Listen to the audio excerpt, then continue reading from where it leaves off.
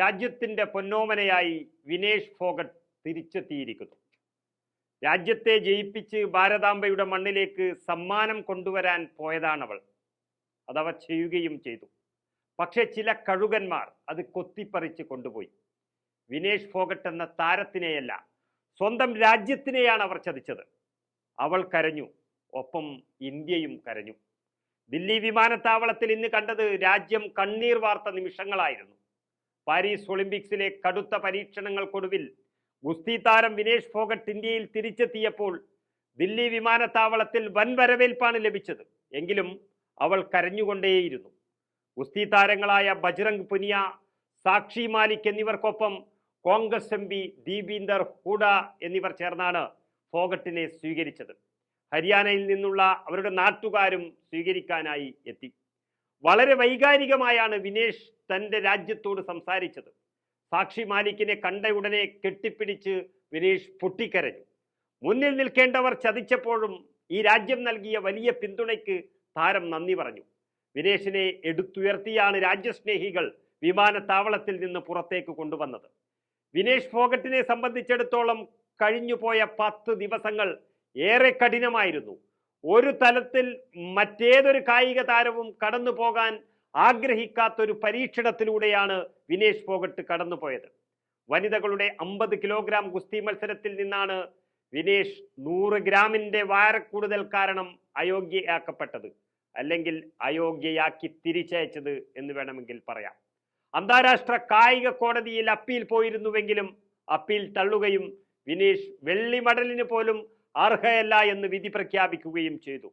ഇതിന്റെ പിന്നിൽ വലിയ ചതിയുണ്ടെന്ന് ഈ രാജ്യത്തെ സ്നേഹിക്കുന്ന മുഴുവൻ ആളുകളും വിശ്വസിക്കുകയാണ്. അവിടെ പ്രതിസ്ഥാനത്ത് നിൽക്കുന്നത് രാജ്യം ഭരിക്കുന്ന BJP തന്നെയാണ്. ഇത് തെളിയിക്കുന്ന സംഭവങ്ങളാണ് ഇന്ന് കണ്ടത്. ഫോഗട്ടിന്റെ ഹരിയാന ഭരിക്കുന്നത് BJP ആണ്. ഈ രാജ്യം ഭരിക്കുന്നതും BJP ആണ്. പക്ഷെ ഒരാൾ പോലും അവരെ സ്വീകരിക്കാൻ ഇന്നവിടേക്ക് പോയിട്ടില്ല. വഞ്ചനയുടെ ലാഞ്ചന തളം കെട്ടി നിൽക്കുന്ന കപട മനസ്സുകൾക്ക് അങ്ങോട്ട് പോകാനല്ല, നോക്കാൻ തന്നെ പേടിയായിരുന്നു. പക്ഷേ കോൺഗ്രസ് നേതാവും ഹരിയാന പ്രതിപക്ഷ നേതാവിന്റെ മകനും റോഹ്തക് മണ്ഡലത്തിലെ MP-യുമായ ദീപീന്ദർ ഹൂഡ വിനേഷ് ഫോഗട്ടിനൊപ്പം തന്നെയുണ്ടായിരുന്നു ഇന്ന്.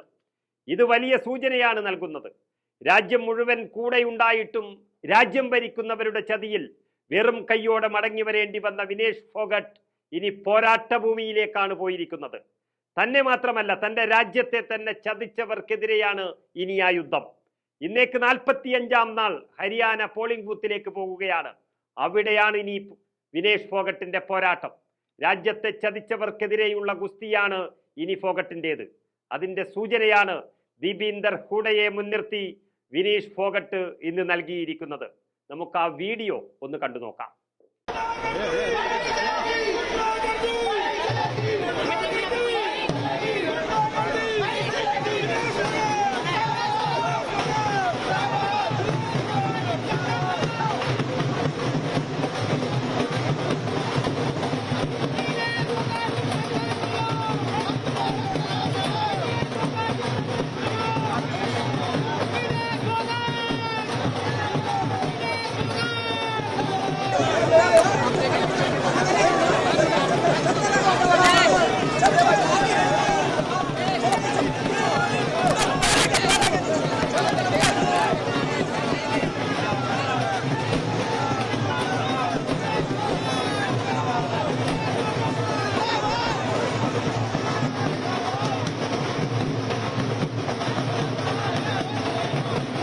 देशवासियों का बहुत बहुत धन्यवाद। मैं बहुत भाग्यशाली हूँ।